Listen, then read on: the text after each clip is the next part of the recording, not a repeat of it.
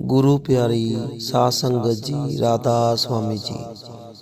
संगत जी, हम आपके लिए बेशकीमती सत्संग और साखियाँ लेकर आते रहते हैं, इसलिए हमारे चैनल को सब्सक्राइब करके हमें अपना प्यार दें। संगत जी, आज का सत्संग बहुत ही प्यारा और गुरु से जोड़ने वाला सत्संग है, इसलिए पूरा सुनने की कृपालता करें जी। सत्संग है नाम दान अब सतगुर दीजे काल सतावे। बाणी हजूर स्वामी जी महाराज जी की बाणी है। बड़ा ही प्यारा सत्संग मंगाराम जी ने खोल खोल कर हमें समझाया है। आइए बड़े प्यार से इस सत्संग को सुनते हैं और लाभ उठाते हैं जी। बाणी हजूर स्वामी जी महाराज। नाम दान अब सतगुर दीजे काल सतावे साक्षी जे। नाम दान अब सतगुर दीजे काल सतावे साक्षी जे। यह श्री हजूर स्वामी जी महाराज का एक अति सुंदर शब्द है। प्रार्थना और अरदास का शब्द है। संतों के वाणी के अंदर प्रार्थना और अरदास के शब्द आते हैं और उन्होंने इसलिए उच्चारे हैं कि हमको समझाएं, हमको बोध दें कि प्रार्थना और अरदास किसको करनी है, कौन हमारे अरदास के लायक है और प्रार्थना करनी है तो किस चीज के लिए करनी है और करनी है तो किस तरीके से करनी है। और जब मालिक उसको पूरा करता है उससे पहले मन की हालत क्या बनती है और कैसी हालत में जाकर के सब हमारी इच्छाएं पूरी होती हैं। इससे कोई इनकार नहीं कर सकता कि ये दुनिया दुखों की नगरी है, आंसुओं की घाटी है।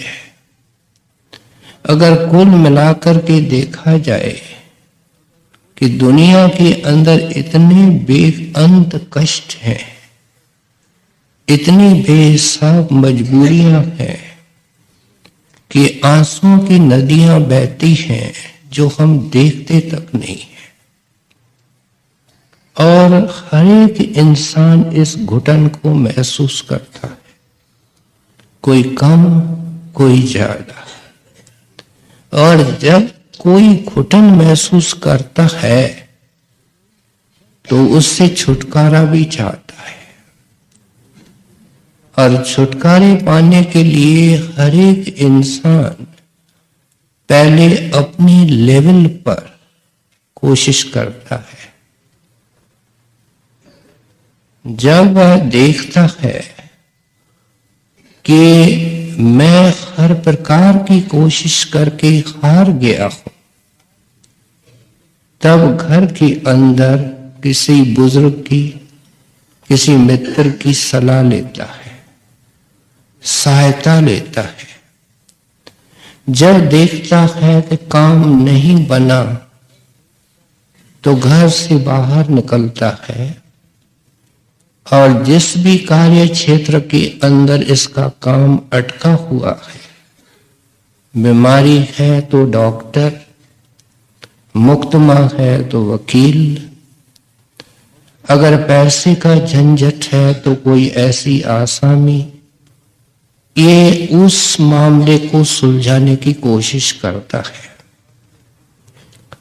यहां तक कि पैसे फैलाने की कोशिश करता है, इन्फ्लुएंस लगाना, रिश्वत देना, अपने घुटन को दूर करने के लिए ये सब तरह के उपाय हो रहे हैं, हम देखते हैं। लेकिन जब देखता है कि अब कोई चारा नहीं, चारों तरफ अंधकार है, कोई मदद कर नहीं सकता, तो उस वक्त बेअख्तियार इसका ख्याल भगवान के तरफ जाता है कि एक मालिक बचा, सुना है सब दर्दियों की अरदास पूरी करता है, अब उसके पीछे पड़ो। जब ये इंसान इस हालत में आता है और हर एक आता है, तो उस वक्त मन इससे एक और चालाकी कर लेता है। जैसे पहले इसको दुनिया के विषय विकारों में, दुनिया के धंधों में, दुनिया के तरह तरह के शौक और रुचियों में इसको बुरी तरह फंसा के इसने रखा है। देखा जाए तो कोई जरूरी नहीं है, लेकिन हर बात को ये जरूरी समझ करके कहता है मुझे फुर्सत नहीं। इस नुक्ते पर आकर के मन इससे एक और खेल खेलता है और इसको मंदिर में ले जाता है, गिरजे में, मठ में, और कहता है कि घर के अंदर कुछ भोग रखवाओ, कुछ पढ़वाओ, कुछ पढ़ो, ग्रंथों पोथियों का पठन और पाठन। फिर पुण्यदान करता है, तीर्थों में चक्कर लगाता है, कई तरह के बाहर मुखी साधुओं की शरण लेता है, ज्योतिषियों के पास जाता है। ज्योतिषी का काम है घुमाना, क्योंकि किसी बीमारी का इलाज ज्योतिषी के पास है ही नहीं। देखता है कि अब हमारा कुछ नहीं बन रहा है, दिन भर हर एक को काम है, और उन कामों के कारण कुछ वो दुख कम महसूस होता है, क्योंकि वो काम जरूरी है, दैनिक जीवन के लिए, आजीविका कमाने के लिए जरूरी है। जब मन उस तरफ जाता है तो उस दुख, दर्द और समस्या का बोझ कुछ हल्का होता है। लेकिन जब रात को अकेला आकर के सोता है, रोता है, सिसकियां निकालता है कि परमेश्वर अंधकार ही अंधकार है। अब ये जो कुछ परमात्मा से अभी तक इंसान ने मांगा है, हमको सुन करके हैरानी होगी कि उस परमात्मा ने हमेशा दिया है।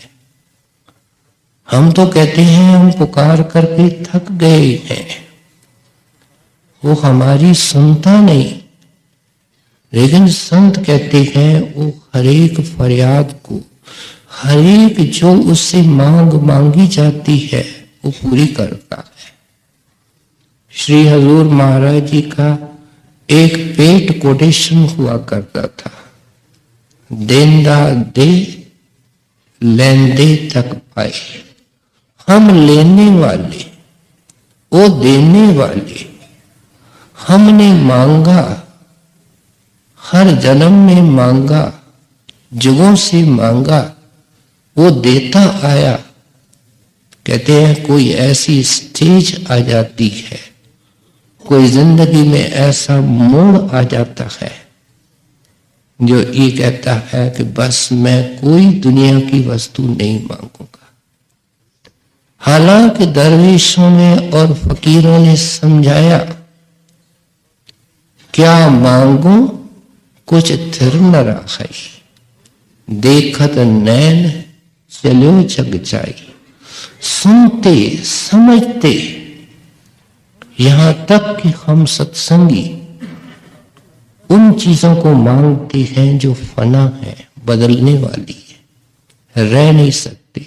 बच्चे की बीमारी को दूर करके तंदुरुस्त करना चाहते हैं, क्या हम हमेशा जिंदा रह सकते हैं? बच्चा हमेशा जिंदा रह सकता है? कभी इन संतों महात्माओं की शिक्षा को हम गहराई से नहीं देखते।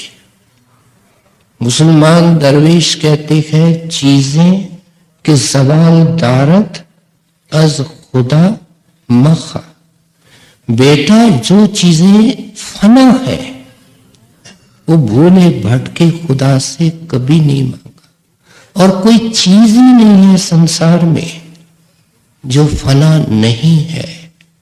बका एक वो मालिक है, बका उसका नाम है।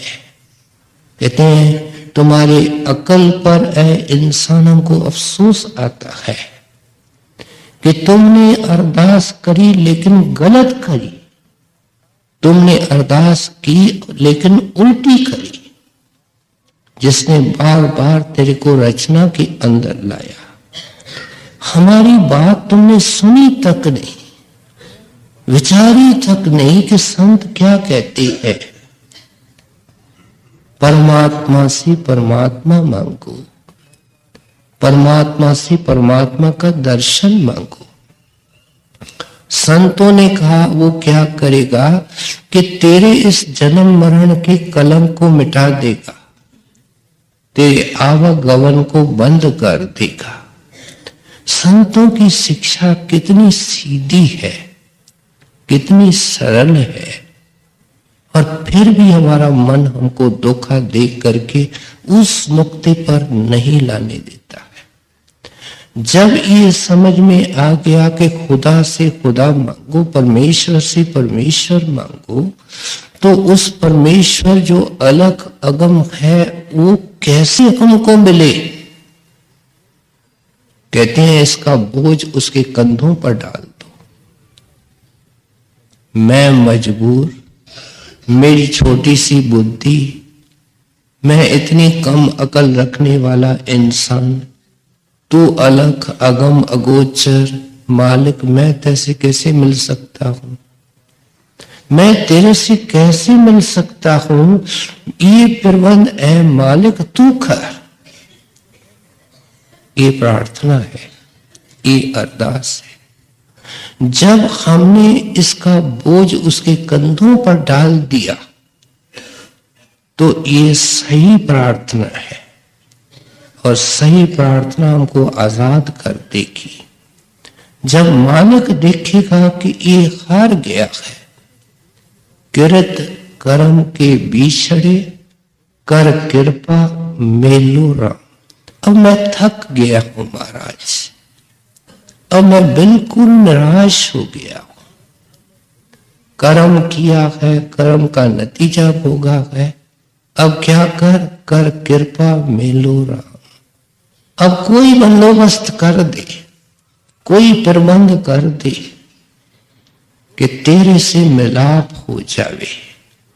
सूरदास जी महाराज लिखते हैं, अब मैं नाचू बहुत गोपाल, ऐ मालिक मुझे इस काम क्रोध ने, इस मन ने जुगों जुगों से नचाया है। मालिक इस नाच को खत्म कर दीजिए, अब अपने चरणों की शरण दीजिए। पहले इस नुक्ते पर संत लाते हैं, न दाएं देखो न बाएं देखो, मालिक के तरफ देखो, मालिक से मालिक मांगो।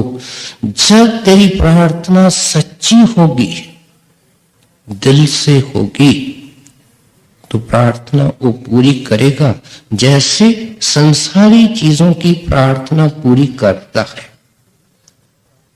मानो इस जन्म में करे, अगले जन्म में करे, किसी वक्त करे, लेकिन करता है। इस तरीके से इसको भी पूरा करेगा। और क्या करेगा कि ओ मालिक जिस संत, सतगुरु, महात्मा, दरवेश मिस्टिक के चोले के अंदर काम खुद करता होगा, किसी न किसी बहाने उससे मिलाप कराएगा। कर्म होवे सतगुर मिलाए। ये परमात्मा की विशेष दया है।